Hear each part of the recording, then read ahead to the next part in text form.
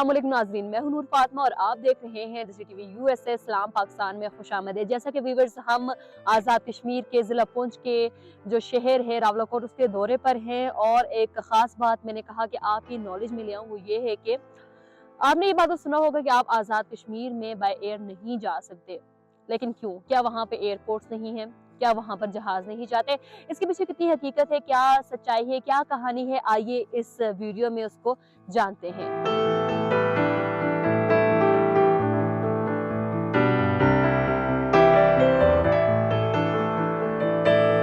जी viewers, जिस जगह पर मैं खड़ी हूँ ये कोई और जगह नहीं बल्कि एक रनवे है। बिल्कुल हाँ, मैं एक रनवे के बिल्कुल दरमियान में खड़ी हूँ और बगैर किसी डर के खड़ी हूँ, क्योंकि ये जो रनवे है ये काफी वक्त से फंक्शनल नहीं है। यहाँ पर जो जहाज हैं वो लैंड नहीं होते। लेकिन ऐसा क्यों है?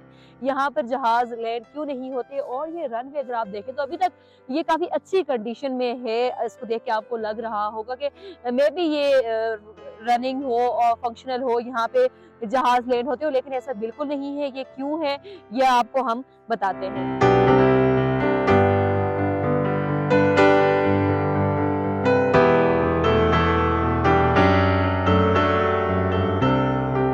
ये रावलाकोट एयरपोर्ट है और ये जो एयरपोर्ट है ये 1980s में इसका इफ्तिताह हुआ था। ये 1980s में बना था और ये 2002 तक ये जो है काम में था, फंक्शनल था। यहाँ पर लैंडिंग होती थी बाकायदा जहाज़ों की, लेकिन 2002 के बाद ये फंक्शनल नहीं रहा। उसके पीछे भी एक पूरी कहानी है। सिर्फ यही एक एयरपोर्ट नहीं है आज़ाद कश्मीर में, एक बिल्कुल ऐसा ही एयरपोर्ट आपको मुजफ्फराबाद में भी मिलेगा, लेकिन वो भी जो एयरपोर्ट है इस वक्त फंक्शनल नहीं है, उसमें भी जहाज़ों की लैंडिंग नहीं होती।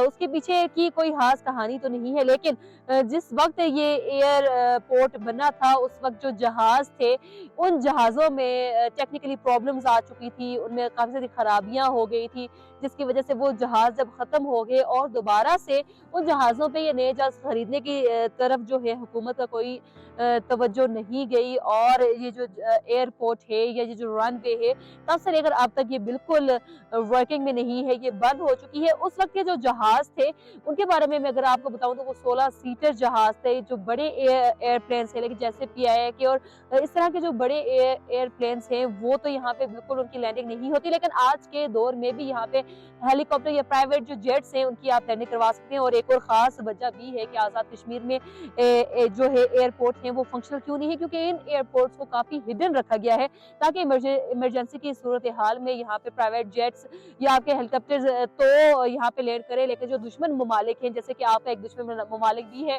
उसका नाम मैं लेना यहाँ पे अच्छा नहीं समझूंगी, लेकिन आप लोग समझ चुके होंगे कि किन खतरात की वजह से जो है एयरपोर्ट्स फंक्शनल अब नहीं है और कौन से जहाज यहाँ पे लैंड होते थे ये हमें यहाँ के जो एयरपोर्ट का ऑफिस है वहां जाकर ही पता चलेगा। तो आए वहां जाते हैं और उनसे बाकी तफसीलात लेते हैं और फिर आपको बताते हैं।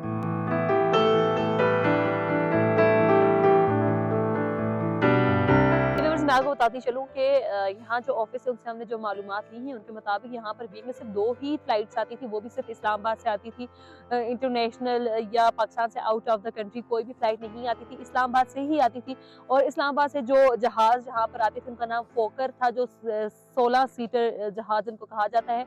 लेकिन वक्त गुजरने के साथ साथ उन फ्लाइट्स में, उन जहाज़ों में खराबियाँ पैदा होती गई, उनके काफ़ी ज़्यादा खराबियाँ पैदा हो चुकी थी और 2002 तक वो जहाज़ नाकारा हो चुके थे और दोबारा से उन जहाज़ों की मरम्मत नहीं की, दोबारा फंक्शनल नहीं किया गया, नए जहाज़ नहीं लिया गया, जिसकी वजह से आज ये रनवे सुनसान है। उसके बिहाइंड द सीन मैंने जो एक स्टोरी थी कि जो हमारे दुश्मन ममालिक हैं उनकी तरफ से भी काफ़ी खतरात थे, जिसकी वजह से इन फ्लाइट्स को और इस एयरपोर्ट को अनफंक्शनल कर दिया गया। लेकिन आज भी यहाँ पर हेलीपैड है और यहाँ पर हेलीकॉप्टर या आपको जो प्राइवेट जेट है वो यहाँ पे लैंड कर सकता है। एक और खास बात मैं आपको बता दूं कि रावलाकोट शहर में हमने अपने ड्रोन उड़ाने की कोशिश की थी, लेकिन वो नहीं उड़ पाए और ख़ास इस एयरपोर्ट पे का भी आप ड्रोन शॉट नहीं ले सकते हैं। ये भी मैंने कहा कि एक इन्फॉर्मेटिव चीज़ है, क्योंकि काफ़ी लोग यहाँ पे आते हैं अपने ड्रोन्स लेकर।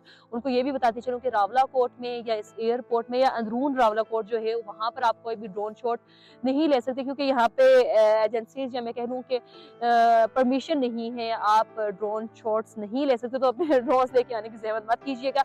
इसी के साथ अपनी मेज़बान नूर फातिमा को दीजिए इजाज़त। फिर मिलते हैं एक और जगह पे, एक नई वीडियो के साथ, नए मुकाम पर, एक नई कहानी के साथ। तब तक के लिए खुदा हाफ़िज़। हाँ, हमारे चैनल डिसी टीवी यूएसए को लाज़मी सब्सक्राइब कीजिए, हमारी वीडियो को लाइक और शेयर भी कीजिए। अगर आपको हमारी वीडियो पसंद आई है तो कमेंट सेक्शन में लाजमी बताइएगा। इसी के साथ अपनी मेजबान नूर फातिमा को दीजिए इजाजत। खुदा हाफिज।